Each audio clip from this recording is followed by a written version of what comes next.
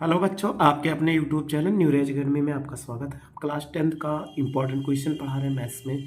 तो आप इसके पहले पढ़ चुके हैं, यानी क्वेश्चन नंबर 1, 2, 3 ये सारे क्वेश्चन पढ़ चुके हैं। अगर नए व्यूअर हो तो पीछे वाला क्वेश्चन पढ़ने के मेरे चैनल सब्सक्राइब कर लीजिए और प्ले लिस्ट में जाइए और उस पर ढूंढ लीजिए कि यहाँ क्लास 10th की एक प्ले लिस्ट बड़ी इंपॉर्टेंट क्वेश्चन की, उससे आप आसानी से पढ़ सकते हो, उसमें आपको कोई दिक्कत नहीं होगी। तो आइए 3 नंबर क्वेश्चन तक हम सॉल्व कर ली। तो 4 नंबर क्वेश्चन पढ़ते हैं। लिखा हो 4 नंबर क्वेश्चन क्या है कि 5 वर्ष बाद जैकब की आयु उसके पुत्र की आयु से 3 गुनी हो जाएगी और 5 वर्ष पूर्व जैकब की आयु उसके पुत्र की आयु की 7 गुनी हो जाएगी। तो उनकी वर्तमान आयु ज्ञात कीजिए। तो इस क्वेश्चन में आपको मालूम है, अगर थ्योरी में ऑर्डर है तो मान के करते हैं। तो चाहिए क्वेश्चन में क्या करते हैं, क्वेश्चन को पहले मान लेते हैं कि जैकब और कौन से हैं, दो व्यक्ति हैं, एक जैकब है और दूसरा कौन सा है, उनका पुत्र है। तो सबसे पहले 5 वर्ष बाद कहा गया जैकब की है, उसके पुत्र की आयु की कितना है, x वर्ष है। तो आप सबसे पहले मान लीजिए कि 4 नंबर क्वेश्चन है, माना जैकब के पुत्र की आयु बराबर कितना, x वर्ष मान लीजिए या y वर्ष मान लो, चलो ठीक y वर्ष मान लिया। अगर ये y वर्ष है तो बताइए जैकब की आयु कितना हो जाएगी, जैकब की वर्तमान आयु दोनों को निकाल लें। वर्तमान आयु ये भी यहाँ पे रहेगा, वर्तमान आयु कितना, x वर्ष हो गया। तो हमने पिता को x मान लिया और उनके पुत्र को y मान लिया। अब जैसा कहा गया वैसा कर दो। तो देखो कहा गया 5 वर्ष बाद जैकब की आयु उसके पुत्र की आयु की कितना है, कह रहा है कि 3 गुनी हो जाती है। तो 5 वर्ष बाद, बाद का मतलब भविष्य काल। तो अगर हम दोनों की आयु निकाल लीजिए, तो अगर निकालोगे 5 वर्ष बाद पुत्र की आयु लिखो, बस पुत्र की आयु। अगर 5 वर्ष बाद पुत्र की आयु कितना हो जाएगी, 5 वर्ष है तो पुत्र की आयु जो होगी वो बढ़ जाएगी, तो y + 5 वर्ष हो जाएगा, क्योंकि 5 वर्ष बाद और बड़ा हो जाएगा ना। फिर अगर 5 वर्ष बाद जैकब की आयु निकालो, अगर हम जैकब की आयु निकालते तो कितना हो जाए, x + 5 ये वर्ष हो जाएगा। अब प्रथम शर्त जैसे कहा वैसे कर दीजिए, आपका भी आंसर इसमें। प्रथम शर्त इन्होंने कहा कि 5 वर्ष बाद जैकब की आयु उसके पुत्र की आयु की क्या है, 3 गुनी है। तो हमें यही कहा गया कि 5 वर्ष बाद क्या कहा गया कि जैकब की आयु बराबर क्या होगा, उसके पुत्र की आयु की 3 गुनी। 3 गुणे कितना हो जाएगा, पुत्र की आयु ये निकल आया। अब जैकब की आयु 5 वर्ष बाद कितना था, x + 5 था, और यहाँ पे पुत्र पे आइए तो ये कितना, y + 5 हो जाएगा।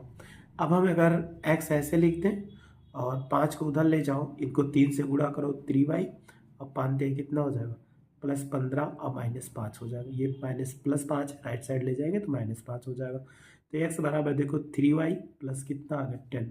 इक्वेशन क्या मान लीजिए, सेकंड मान लीजिए, वो सॉरी फर्स्ट मान लीजिए। तो हमने फर्स्ट मान लिया। अब आगे सॉल्व करो। दूसरी शर्त क्या कह रहा है, फिर उन्होंने कहा कि 5 वर्ष पूर्व, फिर इसमें बात की गई 5 वर्ष पूर्व जैकब की आयु उसके पुत्र की आयु की 7 गुनी थी। तो आपको फिर निकालना पड़ेगा। तो दूसरी शर्त लिखते हैं। तो दूसरी शर्त क्या हो जाएगी, देखो 5 वर्ष पूर्व अगर निकालोगे तो बताओ जैकब की आयु कितना हो जाएगी, जैकब की आयु कितना हो जाएगा। अगर 5 वर्ष पूर्व जैकब की आयु, तो 5 वर्ष पूर्व मतलब उसको क्या कर देंगे, घटा देंगे, मतलब पहले, तो x - 5 हो जाएगा। और फिर 5 वर्ष पूर्व निकाल लो, पुत्र की आयु कितना हो जाएगा, अगर पुत्र की आयु तो y - 5 ये हो जाएगा वर्ष। अब इन्होंने कहा कि उनकी आयु 7 गुना हो जाती है। तो लिख सकते हैं जैकब की आयु, तो ऐसे लिखेंगे कि जैकब की आयु बराबर कह रहा है 7 गुना किसके, पुत्र की आयु। तो ये पुत्र की आयु हो जाएगी। तब दोनों वैल्यू पुट कर दो। तो अगर पुट करो x - 5 होगा और ये बराबर कितना हो जाएगा 7, वाई माइनस 5 हो जाएगा। अब गुणा करा दो एक्स माइनस 5, ये 7 वाई हो जाएगा और माइनस कितना 7 बचे 35। वाई को इस साइड ले आइए और एक्स माइनस 7 वाई और माइनस 35 और प्लस कितना 5 हो जाएगा। तो अगर आप घटाएंगे तो देखो कितना आएगा, एक्स माइनस 7 वाई बराबर कितना -30 आ गया। अब यहाँ देखो चाहे इसको 2 मान लो। अब समीकरण 1 से हम क्या करते हैं, समीकरण 1 से x का मान रखने पर तो x का मान ये लिखा हुआ है 3y + 10। तो अगर वैल्यू पुट करो तो 3y + 10 और माइनस कितना हो जाएगा 7y बराबर -30 हो जाएगा। अब इसको आगे सॉल्व करो, 10 उधर लो, 7 में से 3 घटा देंगे तो कितना हो जाएगा -4y हो जाएगा और -30 और -10 हो जाएगा। तो y बराबर देखो कितना हो जाएगा, अगर -30 में -10 जोड़ेंगे तो -40 बटे कितना 4 हो जाएगा, minus minus minus plus cut गया, 4 धाम 40। तो y बराबर कितना आ गया 10 आ गया। अब हमें x की वैल्यू निकालना है, तो क्या करिए, y का मान समीकरण 1 में रखने पर, अगर हम समीकरण 1 रखते हैं तो x बराबर कितना था 3y + 10। तो आप इसमें वैल्यू पुट करो तो 3 गुणे कितना 10 + 10, तो 10 × 30 + 10 बराबर कितना 40। तो हमें इनकी आयु पूछी गई थी अलग अलग, तो जैकब की वर्तमान आयु कितनी होगी, जैकब की वर्तमान आयु हमने क्या माना था x बराबर कितना आ गया 40 वर्ष। और जैकब के पुत्र की आयु कितना हो जाएगी, जैकब के पुत्र की आयु कितना होगा y, तो y बराबर कितना आया था 10 वर्ष। तो इन दोनों का क्वेश्चन ऐसे सॉल्व कर देते हैं। हमेशा ये लास्ट लाइन लिख दीजिएगा क्योंकि यही चीज़ पूछा जाता है। एक्स वाई तो अपने मन से मानते हैं, लेकिन दोनों की वाई वैल्यू पूछा गया था अलग अलग, तो हम दोनों की वैल्यू अलग अलग बता दिए। तो ये क्वेश्चन आपको समझ में आ चुका होगा। क्वेश्चन नंबर 4 हमने सॉल्व कर लिया। क्वेश्चन नंबर 5 है, लिखा हुआ समीकरण युग्म को विलोपन विधि से हल करिए। तो ये समीकरण दिया गया है, तो इसको विलोपन विधि से हल करना, फर्स्ट और सेकंड। तो अभी तक हमने प्रतिस्थापन विधि से सॉल्व किया था। अब दूसरी मेथड अप्लाई करते हैं, विलोपन विधि। ये भी जरूरी है क्योंकि इसका दोनों प्रतिस्थापन या विलोपन विधि में से एक क्वेश्चन जरूर हमेशा आता है, इसलिए आपको ध्यान देना पड़ेगा दोनों क्वेश्चन को, प्रतिस्थापन और विलोपन विधि का। तो चलिए क्वेश्चन को हम सॉल्व करते हैं। लिखा हुआ पहला क्वेश्चन है, उनको सॉल्व करते हैं। तो पहला क्वेश्चन लिखा हुआ x + y बराबर 5 लिखा, और दूसरा क्वेश्चन 2x - 3y बराबर 4 लिखा। तो जैसे क्वेश्चन मिल जाता है उन दोनों को समीकरण को ले लीजिए। तो हमारे पास दोनों समीकरण मिल गए। अब दोनों समीकरण मिलने के बाद इसको सॉल्व करना है। इसमें विलोपन विधि में क्या किया जाता है, तो पहले लिख देते हैं विलोपन विधि से हल। विधि से हल, अगर आपको इसको विलोपन विधि से हल करना है तो ध्यान देना कि इनमें दोनों की, जैसे यक्स का गुणांक यहाँ यक्स है तो यहाँ यक्स है, इसका गुणांक 1 है, इसका गुणांक 2 है, तो इसमें कितने से गुणा करा दिया 2 आ जाए तो कहोगे 2 से। या इसमें देखो y है, यहाँ y है, तो यहाँ y का गुणांक कितना 1 है, तो इसमें इस वाली y में गुणा कितने से गुणा करा दिया जाए 3 आ जाए तो कहोगे 3 से। तो यही यहाँ ध्यान देना कि चाहे x के गुणांक को आपस में बराबर कर लो या y वाली वैल्यू आपस में बराबर कर लो। अगर प्लस प्लस होते हैं तो आपको क्या कर देना, घटा देना।